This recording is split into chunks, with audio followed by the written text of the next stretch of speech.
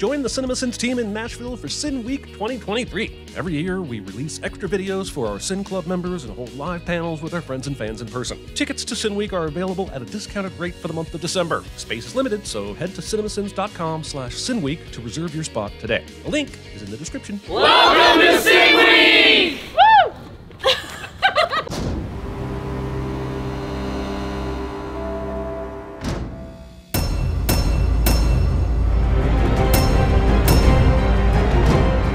All of this rock phlebotomy got immediately more interesting once I found out this was an overcomplicated family tree. But now that I'm actually interested, the whole thing moves so fast that it's damn near impossible to get a glimpse of what it all means. Plus, since we're dealing with the Targaryens, shouldn't the blood be flowing uphill occasionally? Not content with long ponderous shots of people walking, Hot D has now removed the walking and will just be long ponderous shots of empty rooms. But also, Ramin Djawadi's music continues to be an inspiration throughout the entire series. No matter the scene, he always knows how to set the mood. Take your sin off, damn it. And we're back to some walking. A full 30 seconds of this boy walking, in fact. Are we sure this was based on Fire and Blood and not George R.R. Martin's lesser-known Blood and Cardio? Quietly in the background for multiple episodes, Talia's been a character with few words. So revealing that she's also had a lot of influence in this world is cool and introduces the idea that background characters could be more than just extras. But when that extra is also a producer, the surprise is not as surprising as you might think. Playing with your balls on the small council meeting table. Wait until you're alone to do that. Trust me, if your coworkers find out your balls have been on the table, it's a whole thing. Or so I've heard. What is it that could not wait an hour? Tywin Lannister. Does he really think an urgent summons to a small council meeting would be over something insignificant? You knew the king was unwell and ready to die any day. This is the most read the room situation to ever have a room ready to be read. Aren't the Lannisters supposed to be smart and cunning? Here's 2 cents for not being Tywin. I miss him so much. We grieve for Viserys the Peaceful. Viserys the Peaceful? Did he pick that name out himself? This is almost as bad as Bran the Broken.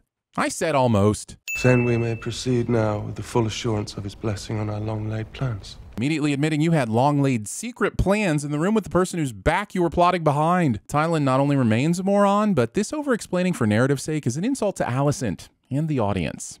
I'm sorry, but I'm really hung up on these balls. Are they supposed to serve as proof that the person you see in the room is actually in the room? Is the council not in session or something until all the balls are in their sockets? Both of those would be fine, I suppose, but if that's the case, then these things are just a formality. And I can't see why this group that's been planning to usurp the throne gives a shit about these balls now that Viserys is dead. Why is the show smashing us upside the head with these things? That was some 20 years ago. Most of them are now dead. Well, I'm glad someone's keeping track of the chronology through all these time skips. The old gods and the new all understood I wasn't. And I will not believe that he said this on his deathbed, alone with only the boy's mother as a witness. At least someone on the small council is making logical sense. I look forward to hearing more wisdom from Lord Beesbury as the show continues. Well, all right, here we go. Sir Criston Cole about to finally face some consequences. And damn it, when is this man going to pay? What's it going to take for him to get to the find out part after f***ing around so much? Here's 2 cents for letting this asshole get away with murder while not having enough charisma to justify it.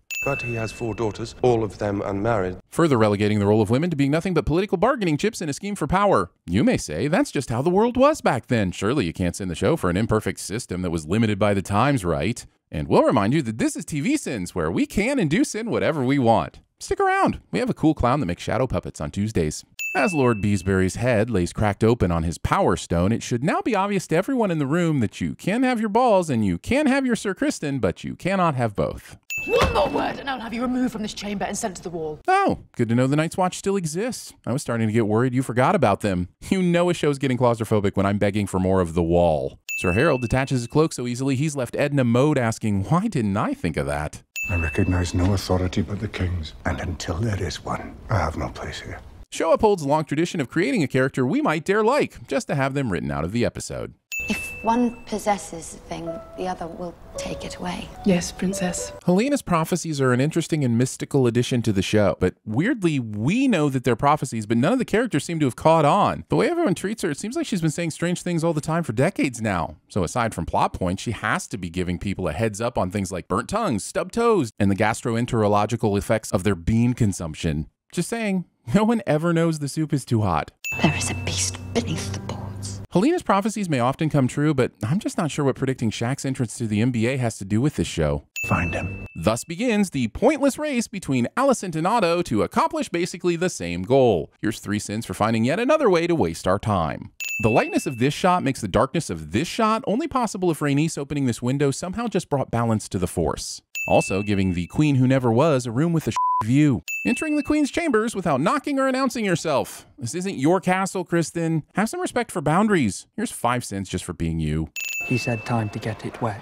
The same thing I said to my younger brother the first time we set up the slip and slide in the yard somehow makes it into the episode. You'll not leave this room without declaring your intention. In bed. Haha, gotcha good, Otto. I'm sorry, this is probably the best episode they've had all season, but I've just been so bored by all the others leading up to this that I'm finding it hard to care about anything that's going on. How exactly does Scary Larry always have such great seats to every single important moment in King's Landing? Does he have a special code at StubHub? And by StubHub, I of course mean the local ticketing agency run by all the citizens that got caught stealing by the Kingsguard. Aegon, one of many I'd wager. Ah yes, the old King Robert strategy. Maybe one of them will grow up to be an underutilized plot device. Could he be any more obvious about sneaking out? For Pete's sake, man, use the back exit or something. No wonder you got caught. F***ing Lord Caswell. You tolerated the prince's proclivities for years. Because it was my sworn duty, Eric. Based on the carbon dating of Viserys' corpse, this show has been going on for like 2,000 years. And in all that time, the writers couldn't show us Sir Eric tolerating the prince's proclivities. So now we have to sit through discount Errol Flynn and discount Arrol Flynn arguing the exposition onto the screen. Where were you going then with such urgency? Come on, man. You were clever enough to engage in some subterfuge in the throne room, but now you can't even attempt to lie to save your own life? Your wife is sick. Your castle was raided by bandits. They just opened a Whataburger back home. Anything will do. You've spent many hours with the Queen of late. Otto brings this up to Larys because he thinks something is afoot, and the meetings with Alicent have aroused suspicions, which is all well and good, but it doesn't make this line There's no reason those hours cannot in the end benefit you. any less f***ed up when we learn more about those hours later in the episode. These Silent Sisters seem really cool. I can't wait to dive into their lore and learn more about them. I'm sure the show won't let such interesting characters go unexplored. Alice's display of emotion during her final moments with the body of Viserys presents an interesting complexity. It's almost like these two shared more than arguments over heirs, betrothals, and successions. But if that were true, I'm sure we would have seen it on screen, right? My sincerest regrets for the lack of ceremony. In bed. Haha, got you good, Alicent. I'm sorry again. This is a really good scene and I love seeing these two go toe to toe, but it's pretty absurd that much of this conversation hasn't already occurred between the two of them. I mean, for a while now, Viserys has been knocking on heaven's door, so there was no need for all this patience. You should have been queen. No shit, Alicent. If you want to apply to join our team of pointing out the obvious, we'll happily send you a raven. Without your dragon, she may be persuaded to negotiate. Let's check the math on that one. Suppose you take Meleys off the table. Rhaenyra still has Syrax, Daemon has Caraxes, Baela has Moondancer, Laenor left Seasmoke behind, Jacaerys has Vermax, Lucerys has Arax, and Joffrey has Taraxes? That's 7 dragons. Meanwhile, Alicent, each of your 3 children has one. Now, we typically let Cinny handle the math, but I'm pretty sure 7 is still bigger than 3. Let's take a moment to talk about these disguises. Not since Yennefer of Vengerberg wore a hood over her head have we seen such shoddy disguises. Y'all make Clark Kent's disguise look well planned. Cole and Aemon happened upon this secret meeting, which is a massive stroke of luck. Wait a second, a meeting like this out in the open for all to see? Well, that is just a plot convenient misstep on the part of Otto and the White Worm. Almost like they're not 2 of the smartest characters in the whole show. My condolences on the passing of your king. Alright, I can't deny that it's awesome how the writers brought back Massaria as an unexpected power broker with some serious sway over who will inherit the crown, and reveals how the whole insulated world of kings and queens is still very much connected and influenced by the world at large, something that's been missing from the show up to this point.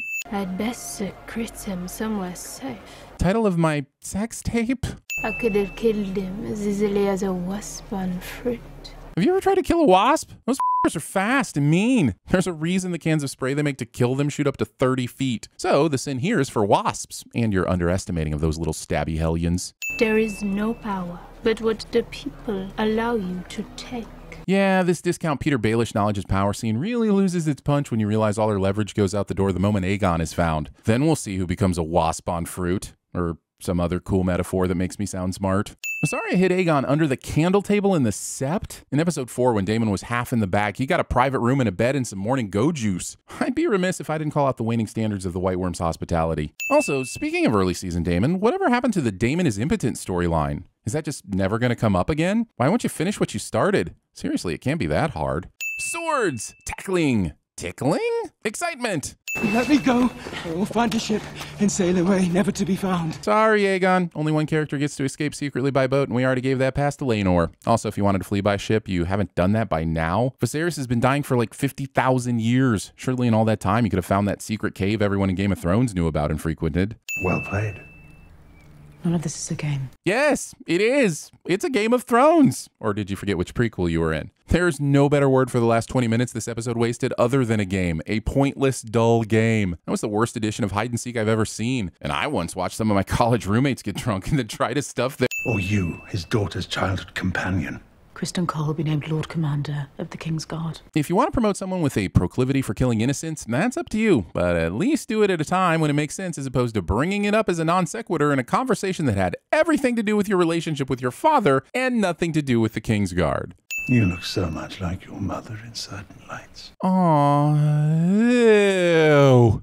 What, is this the most photogenic cane in the world? We get it. This means something. Stop beating us over the head with it and use it on one of the characters we hate. Preferably Sir Criston. Show doesn't clarify that the being into feet part isn't what's wrong with this scene. It's the uncomfortable way Larys goes about getting the feet that makes him the heel. When the queen dies, the bees fly without purpose. Actually, if Queen dies, the beehive works quickly to replace her, usually after a month or so. Science is neat. What's he doing? He's whittling on a piece of wood. Beating your meat to the queen's feet till you yeet your skeet in your, pantaloons?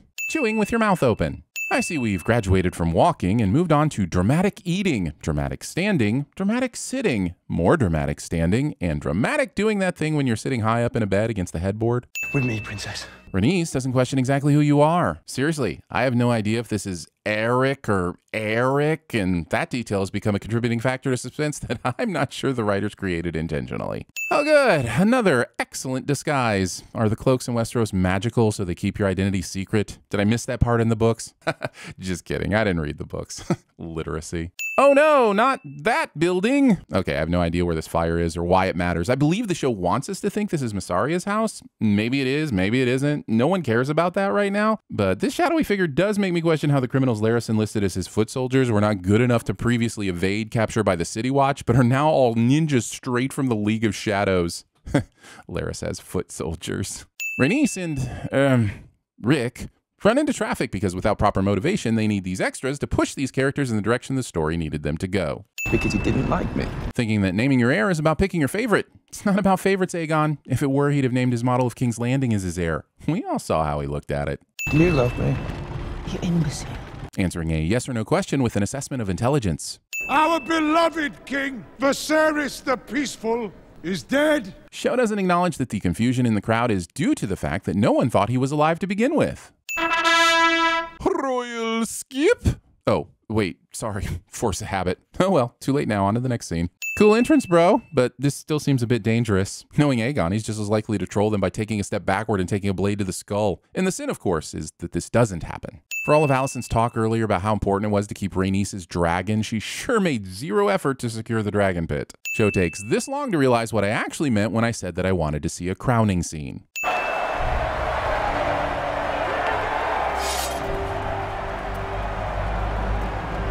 No offense, but Homelander did this scene better. Hang on the king! Wow. I have to say, this is a really exciting way to take the interesting suspense thriller of an episode you managed to pull off and turn it into a big question about how few Rhaenys gives about the citizens of the realm. Also, cool entrance, bro, but I have a few notes. First, how were you not smooshed to death when your dragon came through the ceiling? Where did you get that neat armor? Was your dragon holding it for you? And finally, why not just escape from the dragon pit through another exit? You clearly didn't come up here to kill the Hightowers, and doing so put your life at risk. This move looks all of the cool, but makes none of the sense. Open the doors! Open the doors! If Otto Hightower ends up being named Odor because he can only say Odor for the rest of his life, I will give back every single sin.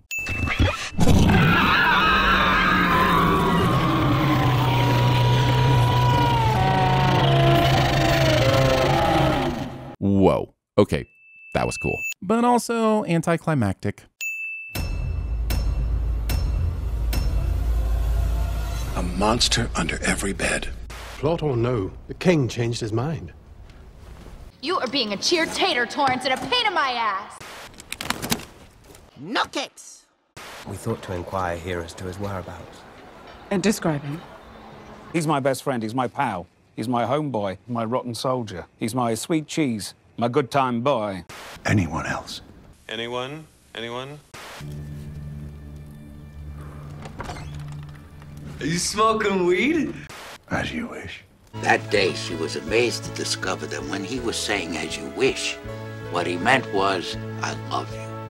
He whispered his final wish that his firstborn son, Aegon, should f*** off.